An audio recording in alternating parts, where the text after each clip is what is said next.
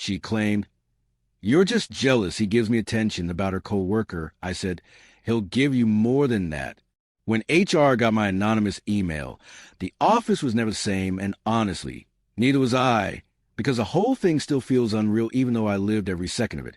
And I'm here now writing this out, because I keep replaying the moments in my head, like a movie where you can't look away even when you know the ending is a complete disaster.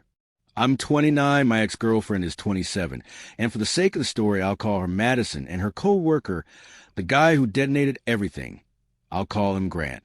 I never wanted to be that guy, the boyfriend who snoops or spirals or gets paranoid when his girlfriend makes a new friend at work.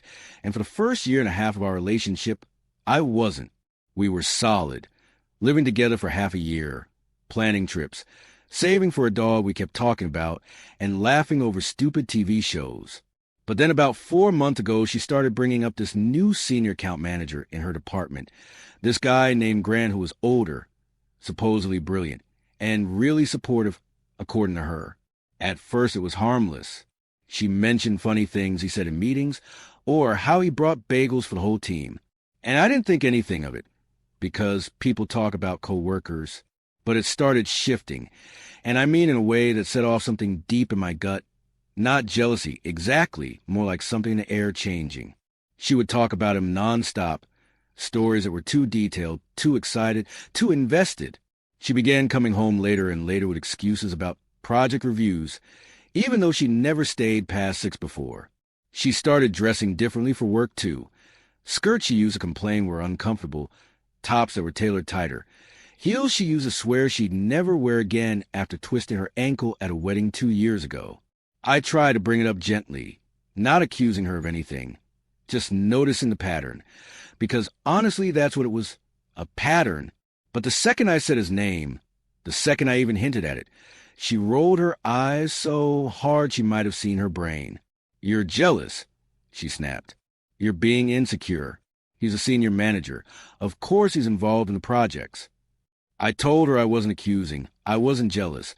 I was just uneasy. But she fired back that he was married with kids, and therefore couldn't possibly be doing anything inappropriate, as if married men had some magical immunity to crossing lines. I thought maybe I was crazy for a while, especially because she made me feel like I was. She said things like, "He encourages my potential, something you don't do," which hurt more than I let her see. I supported her through every presentation, every late-night prep session, every moment of self-doubt. But suddenly none of that counted because this guy told her she had a natural gift for strategy, or whatever line he fed her. Things escalated the night. She came home at 11 p.m. after what she claimed was a team celebration for landing a new account. Except the team somehow turned out to be just her and Grant. I confronted her and she got defensive, then angry, and she kept calling me jealous, controlling, insecure, and I kept thinking, if I'm so wrong, why are you lying? Why can't you tell me who else was there? Why you keep smiling at your phone like a teenager? But the moment that stuck with me the most was when she said, with absolute disgust, "He gives me attention, you don't." It was like she'd been waiting to say it, like she meant it, like she believed it. But here's the part she didn't know. The part that ended up blowing everything wide open. I knew who Grant was. My buddy Ethan works in IT at the same company, different department but same building. Months earlier, he told me about a guy who'd gotten talked to by HR for being too friendly with an intern but never faced consequences because the intern quit before filing formal complaints. I never connected the dots until Madison started acting weird. When I told Ethan the name, his response was immediate. "Dude, that's him." I told him not to spy, just observe. And he didn't even have to try, because Grant and Madison weren't subtle. Private conversations in supply closets with the door shut, disappearing for 2-hour lunches, him walking her to her car with his hand on her lower back, all of it adding up like a slow-motion avalanche. Then there was the day she told me Grant wanted her to come to his house, for interview prep. She said it like it was normal, like going to a married man's home office for career coaching at 4 p.m. on a Thursday made sense. I begged her not to go. I told her outright that something felt off.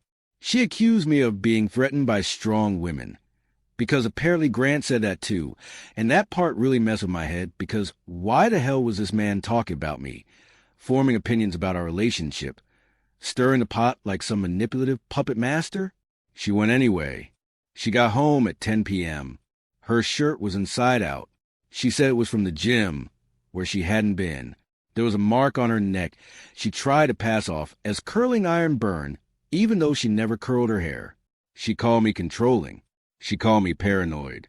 She said I was suffocating her, and that maybe Grant understood her ambition better than I ever could. She left that night for her sisters. And that was the moment where something snapped in me. Not hatred or revenge or spite, but this cold clarity that I wasn't just watching my relationship fall apart.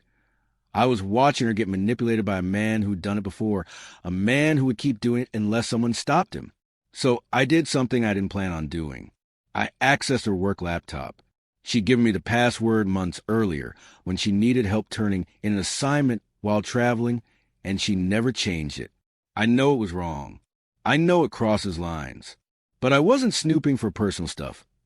I was checking work messages because the way she was acting didn't make sense, and I needed to know how far it had gone. What I found made me sick. Slack messages from Grant that were outright inappropriate. Compliments that weren't professional. Comments about how she looked in her dress that day.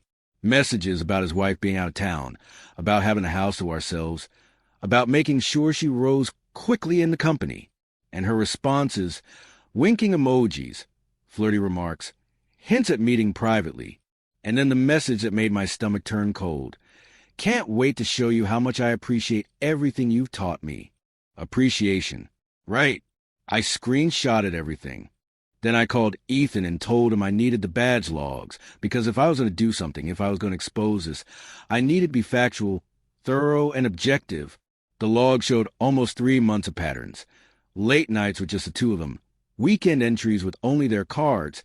Conference rooms occupied for hours after normal work time. When I finally sat down to write the email to HR, it barely felt real. I used a VPN, a burner account, the whole 9 yards. I wrote that I was concerned about a senior manager engaging in potentially coercive behavior, that there appeared to be quid pro quo implications regarding a possible promotion, that there was a history of similar reports. I attached the screenshots, the logs, the details. I sent it to HR, HR's director, and Grant's direct superior. And then I waited. Monday morning the bomb went off. Madison called me crying so hard I could barely understand her. HR pulled her into a meeting. They'd pulled Grant too. He got suspended immediately. She got suspended pending investigation because she hadn't reported anything even though the messages clearly showed a senior co-worker crossing boundaries. She said she didn't think it was inappropriate. She said she didn't understand the power imbalance. She said she felt pressure, but also said she liked the mentorship, but also said she didn't know what else to do. Her story kept changing, and HR wasn't dumb. By the end of the day, Grant was fired, not just suspended, terminated immediately. Turns out the intern had actually filed a complaint after leaving, and another woman in accounting had too. HR had been waiting for concrete evidence to finalize their case, and I guess I handed it to them. Madison had to choose between resigning quietly or being fired with cause. She resigned. She blamed me. She yelled that I ruined her life. She cried that no one would hire her again. She said I pushed her into Grant's arms by being jealous. She said everyone sleeps their way upward and that I was naive. But the worst part was when she said, I only did what I did because he made me feel valued and you didn't. That one hit like a punch to the throat. I realized then that she didn't understand the difference between validation and manipulation. But the story didn't end there. Grant's wife found out from the termination letter. She contacted Madison.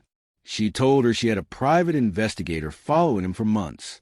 She had photos of them entering Grant's house together, of them kissing in his car, of them going to a hotel 2 weeks prior. Madison was just one in a long string of women. His wife filed for divorce and subpoenaed Madison as part of the evidence. Madison found out the junior account manager position she was working toward didn't even exist. There was a hiring freeze. There hadn't been a job opening in months. Grant made it up to keep her hooked. She called me after learning that, sounding smaller than I'd ever heard her. She apologized. She said she finally understood. She said she saw how I tried to warn her. She asked if we could try again. And I said no, not because she cheated, not because she hurt me, but because when everything collapsed, her instinct wasn't to take responsibility or even try to understand the damage. Her instinct was to blame me, lie more, and double down on the choices she made. I couldn't build a life with someone who avoided accountability like it was poison. She moved back to her hometown, working at her dad's accounting firm now, trying to rebuild. Grant is unemployed, divorced, and dealing with a civil case. HR at the company changed all their policies. No one-on-one meetings behind closed doors, mandatory reporting, annual training. Ethan says the whole place feels different, more professional, more careful. As for me, well, I'm okay. Better than okay, actually. I started dating someone new a week ago. Someone who laughs at my terrible fantasy football jokes and doesn't twist every concern into an accusation. And every now and then I think back to the beginning, to when I thought I was being jealous, when she told me I was insecure, and I realized something. It wasn't jealousy. It was pattern recognition. I wish I had been wrong, but I wasn't. And even though I know accessing her laptop wasn't a legal thing to do, I also know it was the right thing, because Grant would have kept doing what he did. My actions stopped the predator. My actions protected whoever would have been next. I'm not proud of every choice I made, but I'm not sorry for the outcome. And if you're wondering whether I ever told Madison it was me who sent the email, the answer is no. I didn't have to. She already knew.